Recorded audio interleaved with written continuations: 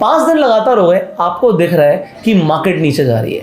अब मार्केट नीचे जा रही है, कई सारे लोग जानना चाहते हैं भाई मार्केट गिर क्यों रही है, ये जो करेक्शन आ रहा है इसके रीजंस क्या हैं।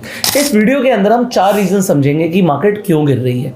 सबसे बड़ा रीजन यहाँ पे आपको 4 दिन का फॉल तो दिख रहा है, बट ये पिछले 32 दिनों से हो रहा है कि जो FIIs हैं, फॉरेन इंस्टीट्यूशनल इन्वेस्टर्स हैं, वो लगातार माल बेच रहे हैं। अब अक्टूबर में FIIs ने 1,14,000 करोड़ के स्टॉक्स भेज दिए थे और नवंबर के अंदर लगभग 24,000 करोड़ की सेलिंग कर चुके हैं जब मैं ये वीडियो बना रहा हूं। मतलब अगर आप देखो और समझो कि 1-1 लाख करोड़ की अगर सेलिंग होगी तो सेलिंग की वजह से प्राइस नीचे आएगा। अब FIIs बेच रहे हैं, DIIs खरीद रहे हैं। अब DIIs में कई सारे म्यूचुअल फंड्स आ जाते हैं, आप लोग SIP कर रहे हो तो लोगों के ना दिमाग में ऐसा परसेप्शन होता है यार इतने हजारों करोड़ की SIP तो हो ही रही है, क्योंकि हो ही रही है तो प्राइस ने अल्टीमेटली ऊपर ही जाना है। ऑल दो ये डिमांड और सप्लाई के ऊपर वर्क करता है। अगर सेलिंग प्रेशर क्रिएट होगा तो आपको इंडेक्स और स्टॉक्स के प्राइसेस नीचे जाते हुए देखेंगे, पॉइंट नंबर 1। बट जो ये पैसा निकल रहा है, इंडियन मार्केट से पैसा निकल रहा है, तो ये जा कहाँ रहा है? अगर आप चाइनीज मार्केट देखोगे, एग्जांपल मैंने इन 2 ETFs का पहले भी जिक्र किया था और समझाया था कि डाइवर्सिफिकेशन होना जरूरी है, कि आपका जो इन्वेस्टमेंट है सिर्फ इंडियन मार्केट्स में ना हो। अगर हम यहाँ पर इंडियन मार्केट्स की जगह एक सिंपल, पहले तो मैं नैस्डैक दिखाता हूँ, अगर हम US मार्केट्स को देखें तो नैस्डैक पिछले 1 महीने में लगभग 4% बढ़ा है। जहां पर हम अपनी मार्केट को देख रहे हैं जो लगभग 10% नीचे आ गई है, नैस्डैक ऊपर है। अब मैं चाइनीज मार्केट की तो बात कर ही रहा था, हैंगसेंग के अंदर आपको एक जबरदस्त उछाल दिखी थी। मतलब यहां पर एक एवरेज प्राइस ही पकड़ लोगे तो आपको दिखा यार ये एवरेज प्राइस से ही कम से कम 40-45% बढ़ गया प्राइस। ये प्राइस शूटअप क्यों हुआ? क्योंकि लोगों ने, FIIs ने पैसा इंडिया से निकाला, चाइना में लगाना शुरू किया। हमने MAH के टेक की भी पहले बात करी हुई है, तो अगर आपको भी एवरेज प्राइस से देखोगे तो इसने लगभग, आपको दिख ही रहा है यार, मतलब बोलने की जरूरत नहीं है, जंप बहुत तगड़ी ले ली थी, लगभग 40-50% की जंप यहाँ पर भी आई है।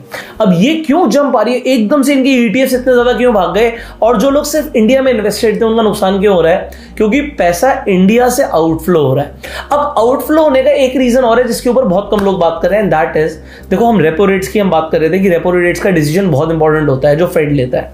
अमेरिका में फेड ने इंटरेस्ट रेट्स को कम कर दिया, जो कि मार्केट के लिए अच्छा होता है, जिसकी वजह से उनकी मार्केट्स ऊपर जा रही है। अगर हम नैस्डैक की जगह डाउ जोन्स की बात करें तो आपको यहाँ पे डाउ जोन्स भी दिखेगा, पिछले 1 महीने में ये भी ऊपर है। अगर हम S&P 500 की बात करें तो ये भी ऊपर है।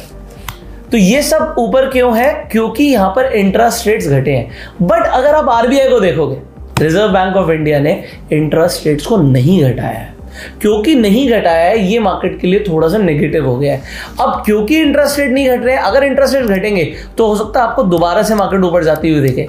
जब तक इंटरेस्ट रेट्स नहीं घट रहे, ये मार्केट के लिए नेगेटिव है। तो एक FII सेल कर रहा है। दूसरा रीजन क्या हो गया कि इंटरेस्ट रेट्स नहीं घटा रहा है RBI, फेड ने तो घटा दी है। तीसरी चीज, अगर आप यहां पर देखोगे हमारा इंडियन रुपी, तो ये वीक हो रहा है, डॉलर का रेट बढ़ गया है। डोनाल्ड ट्रंप के जीतने की वजह से जो डॉलर है उस पर डायरेक्ट इंपैक्ट पड़ा है। यहां पर देखो थोड़ा सा पॉलिटिक्स इन्वॉल्व हो जाती है, बट ये जो पॉलिटिकल न्यूज सामने आ गई है कि भाई डोनाल्ड ट्रंप अब क्लियरली जीत गए, जनवरी से आ जाएंगे as a president of US, इसकी वजह से इनका जो डॉलर है स्ट्रांग हो गया है। ना सिर्फ डॉलर, क्रिप्टो करेंसी पे भी फर्क पड़ा है। अगर आप बिटकॉइन की प्राइस देखोगे तो बिटकॉइन ने भी ऑल टाइम हाई बना दिया है। तो अगर मैं पूरी मनी मार्केट्स की बात करूं तो मनी मार्केट्स के अंदर अभी इंडियन मार्केट बहुत अच्छा परफॉर्म नहीं कर रही है। ऑल्दो बिटकॉइन जैसा आपको दिख रहा है, क्रिप्टो के अंदर भी आपको ऑल टाइम हाई बनाता हुआ दिख रहा है क्रिप्टो। बिटकॉइन के अंदर अच्छी उछाल हमने बात ही कर ली। अब क्योंकि रुपी वीक हो रहा है, ये एक बहुत स्ट्रॉन्ग रीजन है जिसकी वजह से इंडियन मार्केट्स अगेन नीचे गिर रही है, हमारी अपनी करेंसी वीक हो रही है।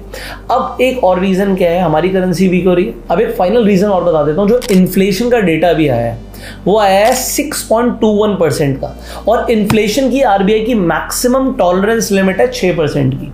तो हम सोचते हैं ना, हम बात करते हैं इन्फ्लेशन 6% ले लेते हैं, 6% से ऊपर इन्फ्लेशन आ रहा है और इन्फ्लेशन बढ़ना भी अच्छा नहीं है।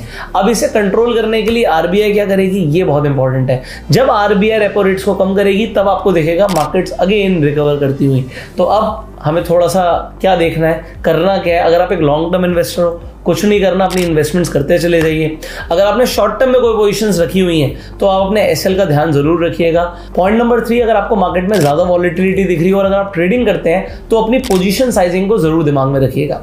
फाइनली, अगर आप स्टॉक मार्केट में नए, आपके पास अभी तक डीमेट अकाउंट नहीं है, फ्री में जाकर डीमेट अकाउंट खुलवा सकते हैं। लिंक्स आपको डिस्क्रिप्शन कमेंट बॉक्स में मिल जाएंगे। इनफैक्ट अगर आपको एक algo trading software free of cost चाहिए, जो स्क्रीन पर नंबर आ रहा है, इस नंबर को नोट कर लीजिए। इस नंबर पर सिंपली हाई भेज दीजिए और आपको स्टेप्स मिल जाएंगे जिससे आपको एक एल्गो ट्रेडिंग सॉफ्टवेयर फ्री में मिल सकता है। हम आपसे मिलेंगे अगली वीडियो में। अगर आपको लगता है इसके अलावा कुछ और रीजंस हैं जिसकी वजह से मार्केट गिर रही है तो आप कमेंट करके जरूर बताइएगा एंड आप इस वीडियो को शेयर कर सकते हैं जिससे मैक्सिमम लोगों को पता लगे कि मार्केट्स क्यों गिर रही हैं। So we will see in the next video. Till that time, you were self made and Jai Hind.